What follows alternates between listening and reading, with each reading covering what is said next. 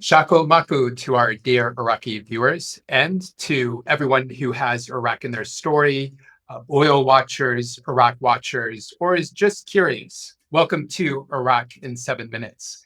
I'm Erik Estepson, Epic's director, and joining me from across the pond in just a minute or two will be Epic's lead analyst, Omar Al-Nidawi. For our main topic today, we'll dive into Prime Minister Mohammed al-Sudani's recent meetings with Kurdish leaders in Erbil, also known as Halir, and Suleimania, also known as Slemani. Omar will unpack the latest developments in the ongoing oil dispute between the Kurdistan regional government and Baghdad, and explore whether a new compromise could be on the horizon. But first, here are some of the week's top developments as captured in our latest Iraq report issue. Iraq has completed 5 new docks for the massive Grand Fao port, just south, about 100 kilometers south of Basra, with operations expected to begin in 2026. 11 international shipping companies are on the short list to bid for the port's operation contract.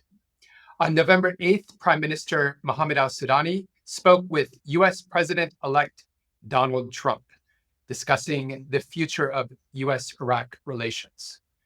On November 11th, Iraq's national security advisor met with senior Iranian officials in Tehran, including the IRGC commanders, reaffirming Iraq's stance against using its territory or airspace for attacks on neighboring countries.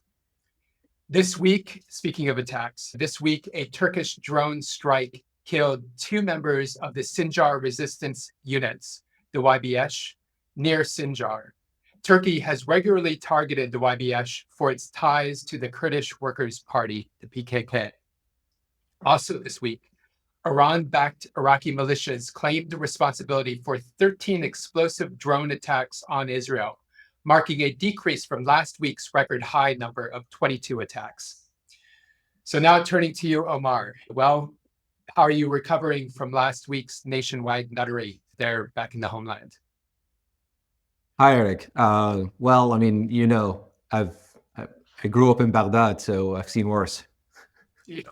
That's true. Keep, stay focused on the big picture and not get distracted by the little things that the president-elect says or does every 5 minutes. True. And we both roll up our sleeves and work regardless of who gets elected.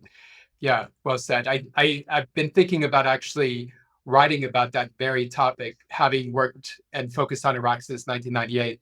For me, it prepares you for a lot. I mean, given things that have happened over the years. So, well, for our main topic of analysis, this week, Prime Minister Sudani met with Kurdish leaders, including KRG Prime Minister Masroor Barzani, to discuss ways for Baghdad and the Kurdistan region to resolve ongoing disputes over the salaries of civil servants in the Kurdistan region, maybe those ghost employees, for example, preparations to hold a national population census, and resuming the halted oil exports from Kurdistan via Turkey. So, Omar, tell us, how significant are these talks? And is there a realistic path to compromise on these issues, particularly the oil disputes that have disrupted Baghdad-Erbil relations for years? Oil exports from the Kurdistan region and really also from the Kirkuk oil fields, which typically go through the Iraq-Turkey pipeline, have been suspended officially since March of last year. It was the result of a dispute between Iraq and Turkey about the use of the pipeline and Turkey's decision to allow KRG exports unilaterally.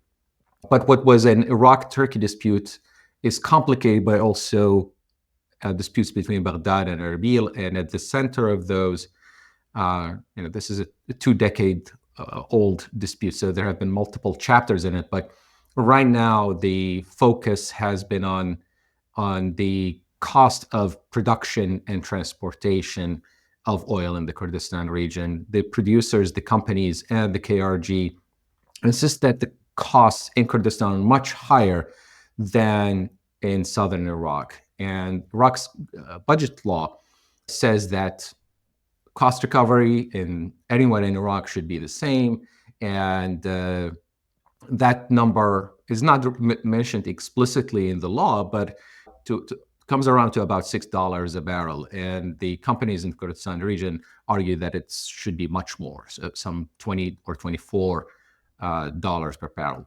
So that has extended or prolonged the suspension of exports from Kurdistan. 500,000 barrels are locked in. And now there are signs of a potential breakthrough. The government of Prime Minister Sudani came up with a proposal, say we will amend the law so that we can bring in an international consultant to create fair estimates of what the costs of production and transportation are in each field in the Kurdistan region, and use those estimates as the basis for capturing or compensating the Kurdistan region for the cost of production and transportation. So the two sides, when this proposal is approved by Parliament, would have 60 days to do that. In the interim, in order to get things moving, the Kurdistan region would release its oil to the Iraqi state's oil marketing organization known as SOMO. And as an interim arrangement, Baghdad would pay the KRG a stipend, let's say, or a loan of $16 per barrel as compensation for transportation and production until a final figure is agreed upon. So in a way, I think this is quite promising numbers-wise. But we'll see what happens politically, because there are a lot of entrenched interests that do not really benefit from the resumption of oil exports in a legal, in a transparent manner. There are smuggling operations that have been going on, and there are a lot of people who benefit from that, both in Iraq and across the borders, who might find it really unhelpful to resolve the disputes between Baghdad and Erbil. But in any case, it's a promising development. We could see progress within a few weeks. Members of Parliament speculate that the proposal could be put to a vote in Parliament within a month.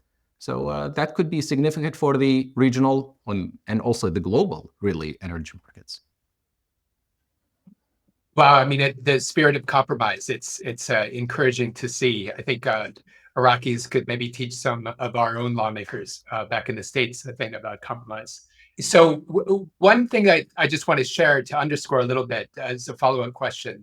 I mean, when it comes to these disruptions, how does it affect the everyday lives of the residents and citizens across the Kurdistan region? How does it affect their pocketbook? It has led to a lot of disruptions and problems in the past, because the salaries of civil servants are entirely dependent on the oil money, whether it's coming, through direct exports by the KRG or indirectly through Baghdad. And we've seen in the past people go without pay for months and months and months at a time. And the problem is frequently worse in Sulaymaniyah than in Erbil and Duhok because of the political divisions within the Kurdistan region. And this has had a cyclical, impact on the health of the economy in the Kurdistan region, even on political stability. It has precipitated the lack of payment of salaries, has precipitated popular protests in past years, including in 2017 when there was, and later when there were really significant protests across the region. So it's a big deal. Yeah, I can imagine. Well, thank you so much, Omar. That's it for this episode of Iraq in 7 Minutes. For more news and analysis, visit us at enablingpeace.org. And if you value this content, please like and subscribe to our channel. I also encourage you to take a look at the description for a link to our latest issue and also to our crowdfunding campaign supporting Iraq's environmental movement. Until next time, masalama.